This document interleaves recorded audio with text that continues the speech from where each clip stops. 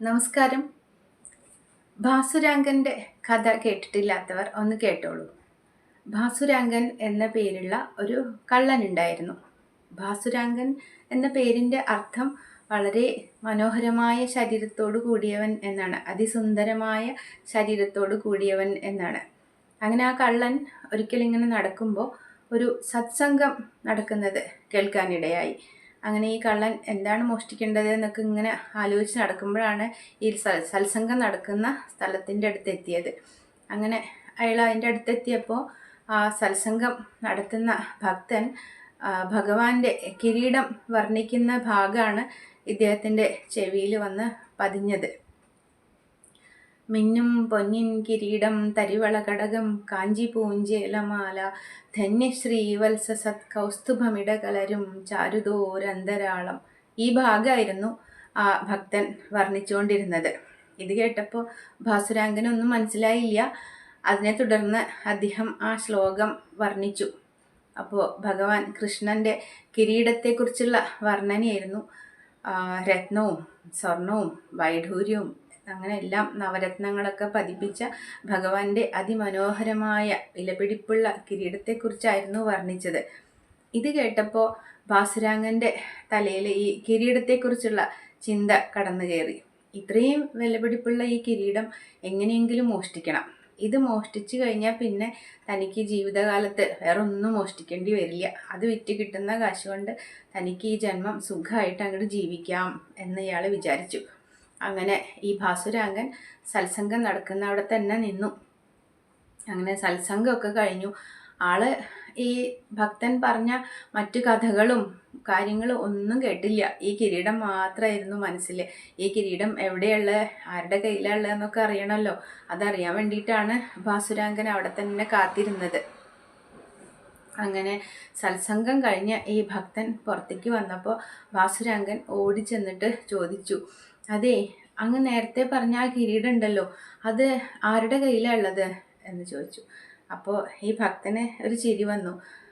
ആഹാ, ഞാൻ ഇത്ര നേരം ഭഗവാന്റെ കഥകളൊക്കെ പറഞ്ഞിട്ട് ഈ കിരീടം മാത്രമേ താങ്കളുടെ തലയിൽ കയറിയില്ലോ എന്ന് ചോദിച്ചു. അപ്പോഴും ഭാസുരാങ്കൻ വിട്ടില്ല. എനിക്ക് ആ കിരീടം നല്ല ഇഷ്ടമായി. ആ കിരീടം ആരുടെ കയ്യിലാണ് ഉള്ളത്? അപ്പോൾ ഈ ഭക്തൻ പറഞ്ഞു, അത് കൃഷ്ണൻ്റെ കയ്യിലാണ് ഉള്ളത്. അപ്പോൾ ഉടനെ ഭാസുരാങ്കൻ ചോദിച്ചു, കൃഷ്ണനോ? ഈ കൃഷ്ണൻ എവിടെയാണുള്ളത്? അപ്പോൾ ഭക്തൻ വീണ്ടും പറഞ്ഞു, കൃഷ്ണൻ എവിടെയാണെന്നറിയില്ലേ? കൃഷ്ണൻ ദ്വാരകയിലാണുള്ളത്. ഉടനെ ഭാസുരാങ്കൻ വീണ്ടും ചോദിച്ചു, ദ്വാരകയോ? ദ്വാരക എവിടെയാ? എങ്ങനെയാ അവിടേക്ക് പോവുക എന്നൊക്കെ. അപ്പോൾ ഈ ഭക്തൻ പറഞ്ഞു കൊടുത്തു, ദ്വാരക ഇവിടുന്ന് കുറേ ദൂരമുണ്ട്. ഇവിടുന്ന് നേരെ വടക്കോട്ട് അങ്ങോട്ട് വെച്ച് പിടിക്കണം. ഏതാണ്ട് ഒരു മാസക്കാലം രാത്രിയും പകലും ഇല്ലാണ്ട് നടന്നാലാണ് ദ്വാരകയിൽ എത്താൻ പറ്റുള്ളൂ എന്ന് പറഞ്ഞു. അങ്ങനെ അദ്ദേഹം നടന്നു പോയി. ഭാസുരാങ്കൻ ആലോചിച്ചു, ഒരു മാസത്തെ കാര്യമില്ലേ ഉള്ളൂ, എങ്ങനെയെങ്കിലും നടന്നു പോകും തന്നെ. ഒരു മാസം ഇത്തിരി കഷ്ടപ്പെട്ടാലും കുഴപ്പമൊന്നുമില്ല. ആ കൃഷ്ണൻ്റെ കയ്യിൽ നിന്ന് ആ വിലപിടിപ്പുള്ള കിരീടം എങ്ങനെയെങ്കിലും തട്ടിയെടുത്താൽ പിന്നെ തനിക്ക് ഈ ജീവിതകാലം മുഴുവൻ സുഖമായിട്ട് ജീവിക്കാനുള്ള ധനം അതുകൊണ്ട് ഉണ്ടാക്കാൻ പറ്റും. അങ്ങനെ ഭാസുരാങ്കൻ കൃഷ്ണൻ്റെ ആ രത്നകിരീടം മോഷ്ടിക്കാൻ വേണ്ടി ദ്വാരക ലക്ഷ്യം വെച്ചിട്ട് അങ്ങോട്ട് നടന്നു. അപ്പോൾ ആ യാത്രയിൽ മറക്കാൻ പാടില്ലല്ലോ, ദ്വാരക എന്നും മറക്കാൻ പാടില്ല, കൃഷ്ണനെന്നും മറക്കാൻ പാടില്ല. അങ്ങനെ ഭാസുരാങ്കൻ കൃഷ്ണൻ ദ്വാരക, കൃഷ്ണൻ ദ്വാരക ഇതന്നെ ഉരുവിട്ടുകൊണ്ടാണ് നടന്നത്. കാരണം ലക്ഷ്യം മറക്കാൻ പാടില്ല, ഈ ആളെയും മറക്കാൻ പാടില്ല. അങ്ങനെ ഏതാണ്ട് ഒരു മാസക്കാലം ഈ ഭാസുരാങ്കൻ കൃഷ്ണൻ ദ്വാരക, കൃഷ്ണൻ ദ്വാരക എന്നിങ്ങനെ ഉരുവിട്ടുകൊണ്ട് ഇങ്ങനെ നടന്നു. അങ്ങനെ ഒരു മാസമൊക്കെ ആവാറായപ്പോഴേക്കും ഭാസുരാങ്കൻ ദ്വാരകയിലെത്തി. ദൂരെ നിന്ന് ദ്വാരക കണ്ടു. അപ്പോഴുണ്ട് അവിടെ നിന്ന് ഈ ദ്വാരകയുടെ കൊട്ടാരത്തിൽ നിന്ന് അതിസുന്ദരനായൊരു യുവാവ് കയ്യിൽ അതിമനോഹരമായൊരു രത്നകിരീടവും പിടിച്ചുകൊണ്ട് വഴിയിൽ ഇങ്ങനെ കാത്തു നിൽക്കുക, ആരെയോ കാത്തു നിൽക്കണ പോലെ. അങ്ങനെ ഭാസുരാങ്കൻ ഈ കൃഷ്ണൻ ദ്വാരക, കൃഷ്ണൻ ദ്വാരക എന്നും പറഞ്ഞുകൊണ്ടാണ് ചെല്ലുന്നത്. അങ്ങനെ ഈ സുന്ദരനായ യുവാവിനെ കണ്ടതും ഈ ഭാസുരാങ്കൻ ആകെ മതി മറന്നുപോയി. വല്ലാത്തൊരു ആകർഷണം തോന്നുകയാണ്. ഭാസുരാങ്കൻ അടുത്തെത്തിയതും കൃഷ്ണൻ ഈ രത്നകിരീടം എടുത്ത് ഭാസുരാങ്കൻ്റെ കയ്യിൽ വെച്ച് കൊടുത്തു. എന്നിട്ട് പറഞ്ഞു, അങ്ങേക്ക് നല്ല യാത്രാക്ഷീണം ഉണ്ടല്ലോ, കുറേ ദിവസങ്ങളായി നടക്കണമെന്ന് തോന്നണു അല്ലേ? എന്തായാലും വരൂ, നമുക്ക് അകത്ത് കയറിയിരുന്ന് വിശപ്പും ദാഹവും ക്ഷീണമൊക്കെ അകറ്റാം എന്ന് പറഞ്ഞു. ഭാസുരാങ്കൻ ആകെ ഇങ്ങനെ പരിഭ്രമിച്ച് നിൽക്കുക. ഈ കിരീടം കയ്യിൽ കിട്ടിയപ്പോൾ താൻ മോഷ്ടിക്കണം എന്ന് ആഗ്രഹിച്ചുകൊണ്ട് വളരെ കഷ്ടപ്പെട്ട് വന്നതാണ്.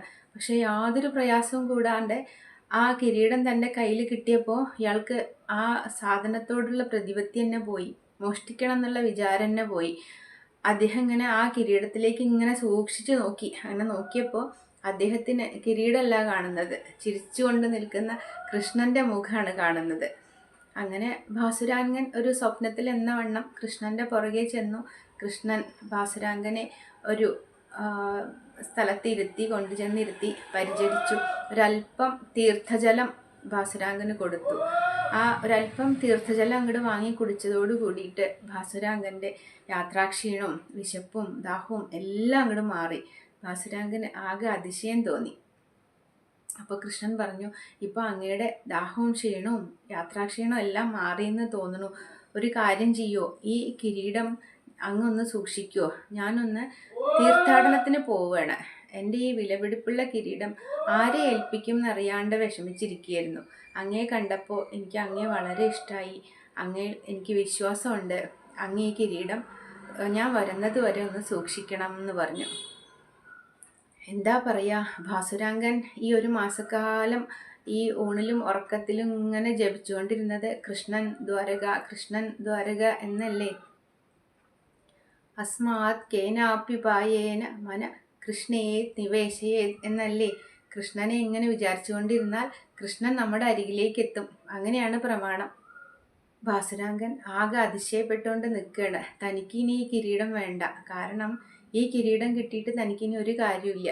ഈ കിരീടത്തെക്കാളും തനിക്കിഷ്ടം തോന്നുന്നത് ഈ കൃഷ്ണനെയാണ്. ഈ ഭാസുരാങ്കൻ ഉടനെ ഈ കിരീടം കൃഷ്ണന്റെ കയ്യിൽ തന്നെ തിരിച്ചു കൊടുത്തിട്ട് പറഞ്ഞു, അല്ലയോ കൃഷ്ണ, എനിക്ക് ഈ കിരീടം ആവശ്യമില്ല. പകരം എനിക്ക് അവിടുത്തെ തന്നെയാണ് ആഗ്രഹം. ഞാനും അങ്ങയോടൊപ്പം തീർത്ഥാടനത്തിന് വന്നോട്ടെ. അങ്ങ് ഈ കിരീടം വേറെ ആരെങ്കിലും ഏൽപ്പിച്ചോളൂ എന്ന്. ഇതാണ് നാമമഹിമ. ഭാസുരാങ്കൻ കേവലം 1 മാസം കൃഷ്ണന്റെ നാമം ജപിച്ചതേയുള്ളൂ. സാങ്കേത്യം പരിഹാസ്യം വാ സ്തോഭം ഹേളനമേവ വാ വൈകുണ്ഠ നാമഗ്രഹണം അശേഷാഹഘരം. അങ്ങനെയല്ലേ പ്രമാണം. നമ്മൾ സ്തോഭം കൊണ്ടാവാം, പരിഹാസം കൊണ്ടാവാം, ദേഷ്യം കൊണ്ടാവാം, അല്ല ഭക്തി കൊണ്ടാവാം, സ്നേഹം കൊണ്ടാവാം, എങ്ങനെയായാലും വേണ്ടില്ല, കൃഷ്ണന്റെ നാമം ജപിച്ചാൽ മാത്രം മതി. കൃഷ്ണൻ നമുക്ക് സ്വന്തമാവും. കൃഷ്ണൻ ഭാസുരാങ്കനോട് പറഞ്ഞു, അങ്ങിനി എൻ്റെ കൂടെ വരേണ്ട കാര്യമൊന്നുമില്ല. ഞാൻ സദാ അങ്ങയുടെ കൂടെ തന്നെ ഉണ്ടായിരിക്കും. അങ്ങ് എവിടെയാണെങ്കിലും ഞാൻ അങ്ങയുടെ കൂടെ തന്നെ ഉണ്ടാവും. അങ്ങയെ പിരിയാൻ എനിക്കാവില്ല എന്ന്. അപ്പോൾ നാമം ജപിച്ചോളൂ, സദാ കൃഷ്ണന്റെ നാമം ജപിച്ചോളൂ. നാമം ജപിച്ചുകൊണ്ടിരുന്നാൽ മാത്രം മതി, കൃഷ്ണൻ നമ്മുടെ കൂടെ തന്നെ ഉണ്ടായിരിക്കും. നമുക്ക് കൃഷ്ണനെ തേടി എങ്ങും അലയേണ്ട ആവശ്യം വരില്ല. ഹരേ കൃഷ്ണ. കൃഷ്ണ ഗുരുവായൂരപ്പ ശരണം.